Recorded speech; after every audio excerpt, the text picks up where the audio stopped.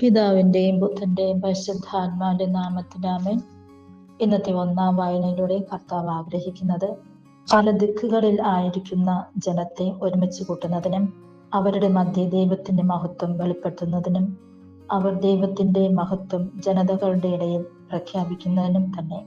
ഇന്നത്തെ രണ്ടാം വായനയിൽ നാം മനസ്സിലാക്കുന്നത് കർത്താവിന്റെ ശിക്ഷണത്തെ നാം നിസ്സാരമായി കണക്കാക്കാതെ കർത്താവ് സ്നേഹിക്കുന്നവർക്കാണ് ശിക്ഷണം നൽകി പരിശീലിപ്പിച്ചെടുക്കുന്നത്. നമ്മുടെ ദൈനംദിന ജീവിതത്തിലെ സഹനങ്ങളെ ധൈര്യപൂർവ്വം നേരിടുവാനും സന്തോഷപ്രദവും സമാധാനപരമായ ഭാവി ആസ്വദിക്കുവാനും നാം ദൈവത്തോടൊപ്പം സഹകരിക്കാം.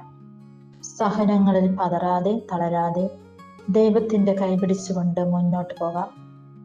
ഇന്നത്തെ സുവിശേഷത്തിൽ യേശു നമ്മിൽ നിന്നും ആഗ്രഹിക്കുന്നത് നാം ഇടുങ്ങിയ വാതിലിലൂടെ കടന്നു പോകണമെന്നും സഹനത്തിന്റെ വാതിലിലൂടെ നാം കടന്നു പോകുമ്പോൾ സ്വർഗരാജ്യത്തിൽ എത്തുവാൻ എളുപ്പമായിരിക്കും എന്ന് തന്നെ.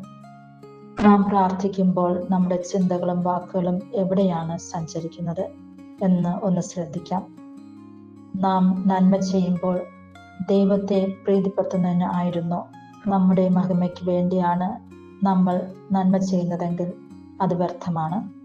നാം പാപി എന്ന് കുറ്റപ്പെടുത്തുന്നവർ നമുക്ക് മുൻപേ മാനസാന്തരപ്പെട്ട് സ്വർഗരാജ്യത്തിൽ പ്രവേശിക്കാം. നമ്മുടെ മാതൃക നിറഞ്ഞ ജീവിതം അനേകം ആത്മാക്കളെ നേടുവാൻ സഹായിക്കട്ടെ. അതിനായിട്ടുള്ള കൃപാവരങ്ങൾ പിതാവായ ദൈവം നമ്മൾക്ക് ഓരോരുത്തർക്കും നൽകട്ടെ എന്ന് പ്രാർത്ഥിക്കുന്നു.